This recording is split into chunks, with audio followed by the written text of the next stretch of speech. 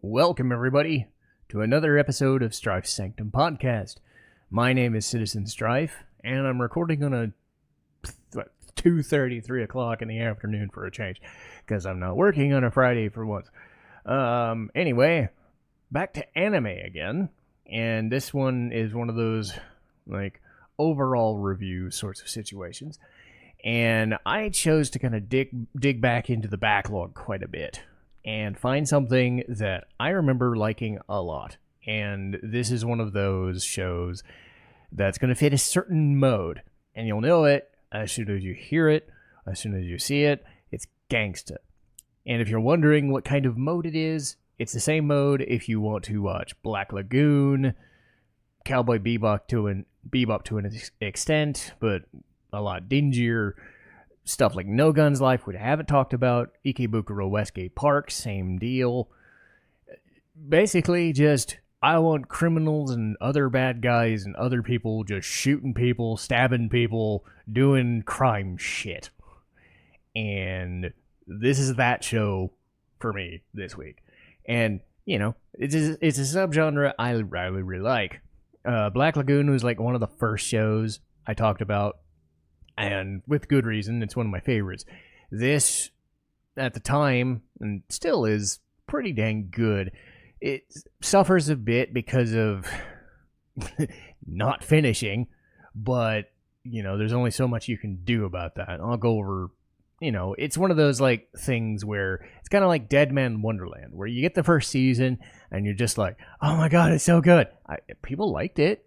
People like this and Dead Man quite a bit, but they either finished the manga in Dead Man's case, or they haven't finished it in the Gangsta case. It's the indefinite hiatus sort of situation.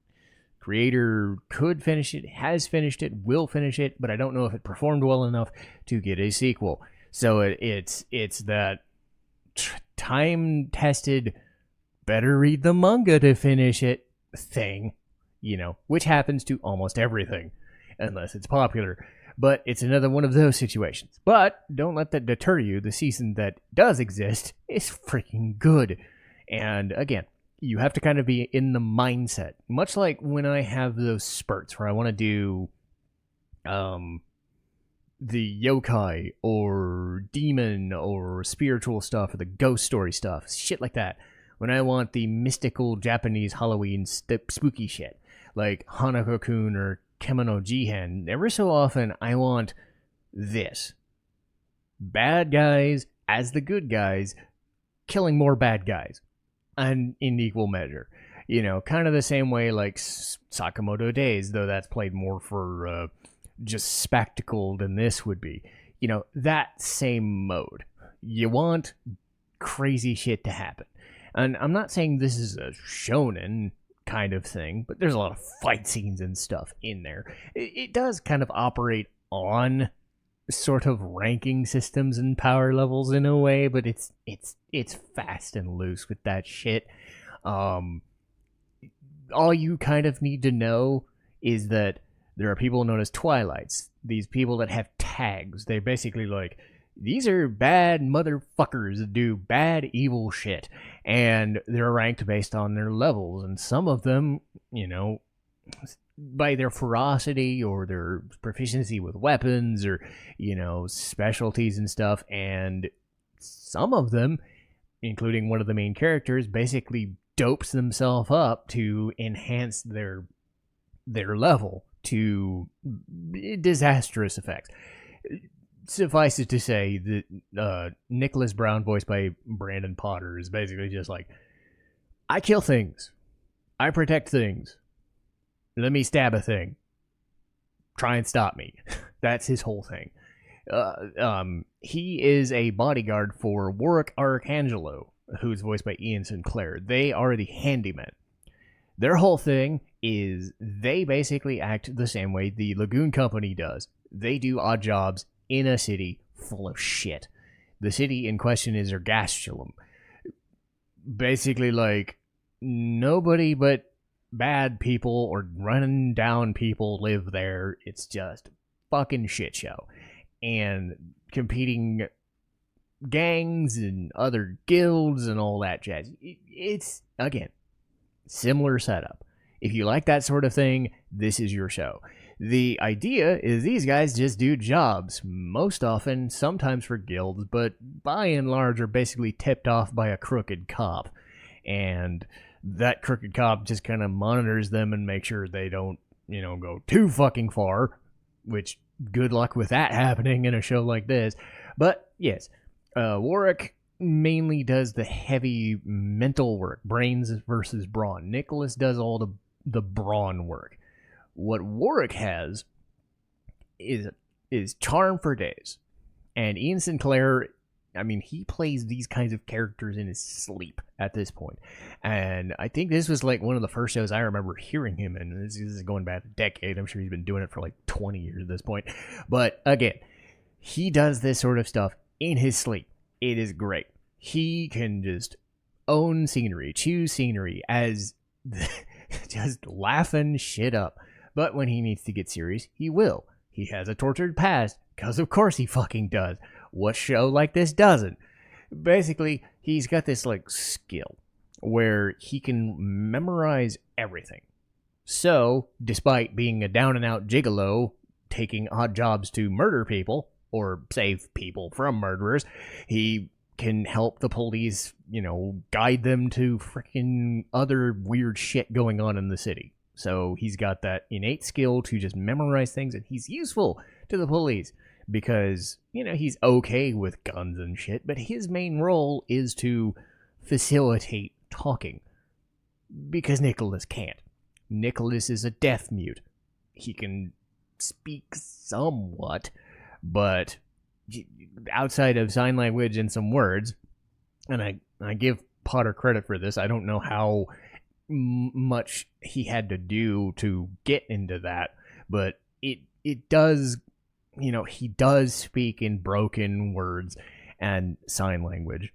Not much, but he will have to, and that's actually one of his traits as a character, is they both have tortured pasts, they both are messed up, they don't have long to live, but they're surviving by the skins of their teeth because that's the way Ergastulum operates. There's this drug, I think it's either called Celebret or Celebrare. I'm going to say it was Celebrare. It's been a while since I've seen this. But Celebrare is what Nicholas is doped up on, and it's not great. But, it's part of the story, and you go around and do that. So while they're doing these things, they have contacts here and there that they help. One of those contacts is Dr. Theo, voiced by Robert McCollum. Robert McCollum did the main character of Psychopaths and other shows like that. And he plays Dr. Theo as just curmudgeon doctor. If you thought Crooked Cop was something, try Crooked Doctor. He'll do surgeries and other stuff, and he does things above board, but at the same time, he's kind of a dick about it, and he basically just doesn't take shit. These early on in either the first or second episode, he comes across these gangsters and he's like, okay, they're messing up my shop, or they're messing up the surrounding area. So here's what I'll do. I'll take this hyper dose of sedative and just stab them with it. It's like hypodermic needle. Just get out of my fucking lawn. Get off my fucking lawn, sort of thing. I'm swearing a lot because I can. This show does that. Anyway, so Dr. Theo is again quite a weird guy, and yet he's balanced out by taking care of Nina, who's I forget if it's foster person or just some worker. I'm gonna say she's just some worker that hangs out in his office. But Nina's voiced by Bryn April, who was in several other shows. I think she was one of the Nanako girls, Yotsuba, in Quintessential Quintuplets, but or Himari, or no, Hikari. I'm getting confused. The vampire girl from Interviews with Monster Girls. Did I talk about Interviews with Monster Girls? That's another one I have on my list. I don't know if I've ever done a review on that. I really got to get on that. Anyway, so Nina has a liking of Nicholas, as an older brother kind of thing. Early on, it's just he just does these super jumps across buildings like the Tick or something, and she's just on his shoulders and jumping around laughing, and it's what is an innocent girl like you doing in a place like this? Why are you here? So she balances out the show whenever she shows up because there's got to be some levity somewhere, and can't all just be from smart quips and stabbing dudes and being snarky, you know. The other main character is Alex Benedetto, voiced by Felicia Angel, and Alex is also go figure, of the main characters, probably has the most fucked up backstory. Though to be fair, I think it's 1, 2, 3, 4. Like you're gonna run into bad situations either way. But basically, submissive prostitute, doped up to be submissive, breaks away from said person because he gets killed, and then joins up with the handyman because they saved her from said abuser. Yeah. So, did I mention that this show, you have to be in the right kind of mood for that sort of thing? Okay. I mean, this is an 18 plus YouTube channel, so don't at me. I've said I watched this sort of stuff, and I've probably shown off or talked about worse. So, whatever. Anyway, so Alex joins them not as a... She's kind of the viewpoint character when the other two aren't on screen, because I don't know if anybody ever saw the original like Hellsing and how it focused more. I talked about this when I was reviewing Hellsing and Hellsing Ultimate. They like the viewpoint character wasn't really a la carte in that version. It was Sarah's, and because her humanity was kind of shaken because she turned into a vampire. This is kind of a similar thing. Whenever Alex is on screen, you're basically like stuck in this like weird no man's land situation. You feel for the situation she's in and all the shit that surrounds the handyman, and you're just like, well, if she has nowhere to go and she can't live anywhere, I mean, okay. She's stuck in these kinds of situations. She knows about this world, but it's very spotty. She's never good about dealing with it. She doesn't have self-defense. She can't fight like the other two can. She's kind of just there as a housemaid kind of thing, or a secretary or assistant. And most of her things are doing odd jobs for them. Later on in the show, what she gets to do is like sing in a nightclub full of Twilights as part of a mob gang thing. So the handymen learn about, okay, this family's fighting against this family, but we need to help the Twilights that are in this place from getting attacked for whatever. We need you to go undercover as a singer. Whether she has the training or not, she's doing it. One of the things that Alex does, which helps, is she learns sign language. She wants to learn about Nick, and she does the best that she can. I don't know if it ever gets to the point in the manga where it's like they fall for each other or anything like that. This show doesn't really seem like it goes there. And, you know, she's not really into Warwick at all. I think she does like Nick more, but I don't think the show ever got to the point where they made it a romantic idea, and I don't know if the show would want to go there anyway. But her dealing with PTSD of all the abuse that she was dealing with, and the fact that her abuser did die in front of her to these guys, you know, or guys surrounding them, is a messed up situation. And it's, you know, when you're watching what she does, she's very stoic. She doesn't know how to handle things like that. Having freedom, so to say. I mean, she stays with them out of obligation, but it's also just like, Is she leeching off them? Is she helping them? How is she helping them? What can she do for them? Like, that's a weird situation she finds herself in as a main character, which is why I said she's kind of a viewpoint situation. She gets to see all the crazy crap from a clearer head, but she's still stuck in this weird place. And it's not even like a Rokuro situation where he changed and basically became, I'm an analytical badass that balances out the team and I know what I'm doing and fuck you. The aggressive, change. She tries to kind of at least stay the same. Very quiet, very just somber. And you just kind of think about her in those moments and like, how is she dealing with this? Because at any moment, more crap can get thrust on their plate. But a lot of these situations with the handyman, they dabble in crazy fight scenes and other cool stuff like that. A lot of it has to do with Nick fighting people off with swords as opposed to guns. And it's that whole Japanese mantra, swords are better than guns, guys. Just go with it, and flashy sword fights and junk. And, he fights several different people of all walks of manners of crazy shit. I don't think it goes, again, into the spectacle of Sakamoto Days. I think it's a little more grounded than that somehow.